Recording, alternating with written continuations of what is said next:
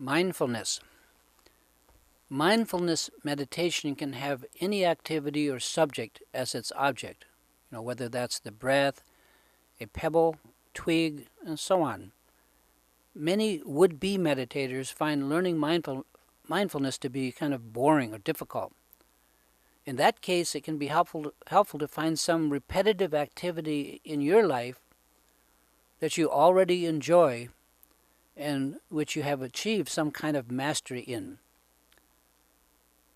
That activity becomes the object of meditation, and keeping one's mind on that activity is easier if you already love it or you already know it. When I started meditating, I found it hard to love something that I didn't know, like, in this case, meditation. If you already know a practice that involves concentration, one that you love or like to do, it can make the learning curve flatter. One of the main hurdles to learning meditation is to develop the habit of being mindful. So what's mindfulness? It helps to discriminate awareness from mindfulness. I can be aware that I'm not being mindful, but that awareness is not mindfulness.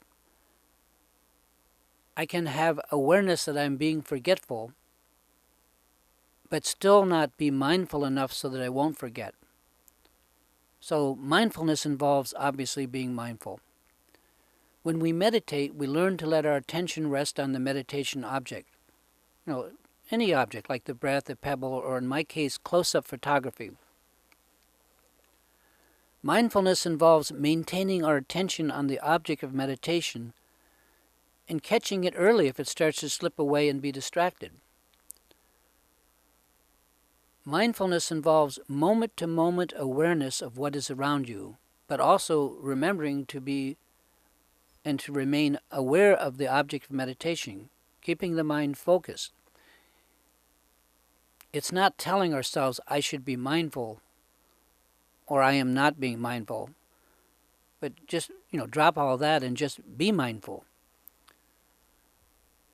On the cushion, when we sit on the cushion in meditation, we focus on the object of meditation, which, as I mentioned, could be the breath, a pebble, a spot on the floor, or even nothing at all. That process is to allow our focus to rest on the object just as on a computer screen. And we place the cursor, we take the mouse and put the cursor on the screen, and we take our hand away, and the cursor just stays where we left it. Meditation is like that, letting the cursor, your mental focus, rest on the object and having it stay where it's put. It's a two-way street. In beginning meditation, the harder we try to focus on the object, the more difficult it becomes to do so. So you can't forcibly rest the mind, but you can learn to allow the mind to rest naturally, to come to rest.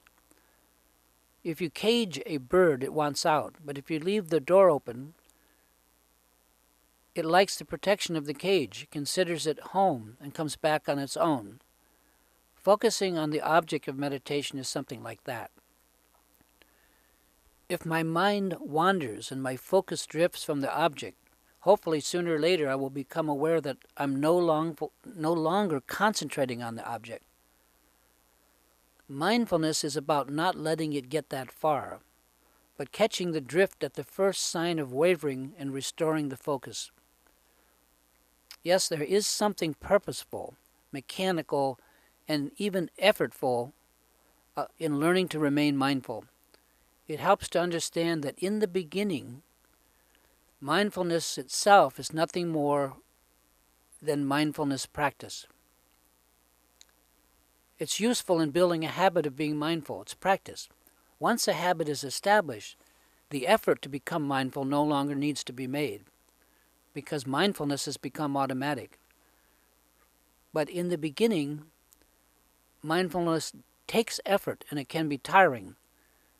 So if you want to avoid some of the effort in learning to be mindful, Pick an object of meditation that you are totally interested in, and learning mindfulness will be no problem, or at least be a lot easier.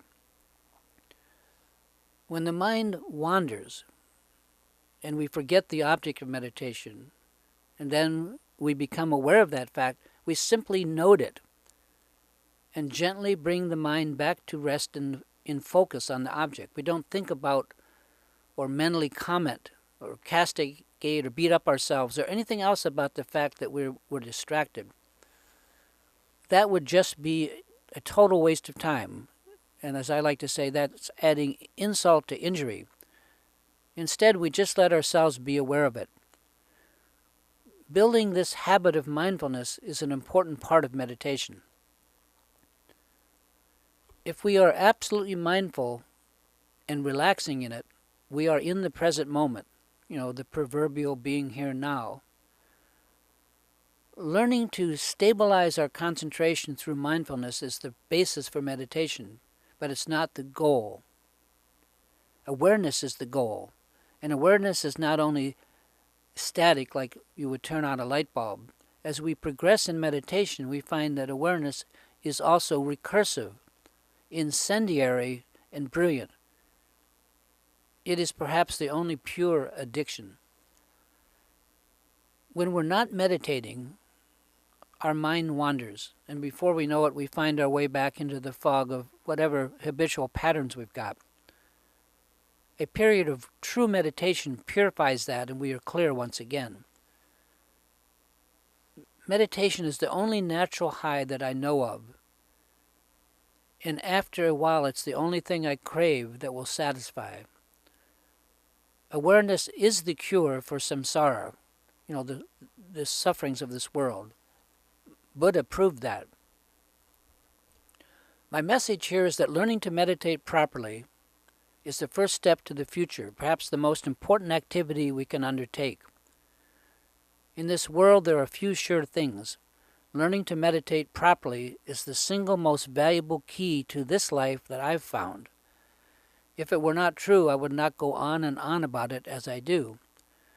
Meditation took me a very, very long time to learn. It didn't have to be that way. I could have learned to meditate a lot earlier in life with just a little help.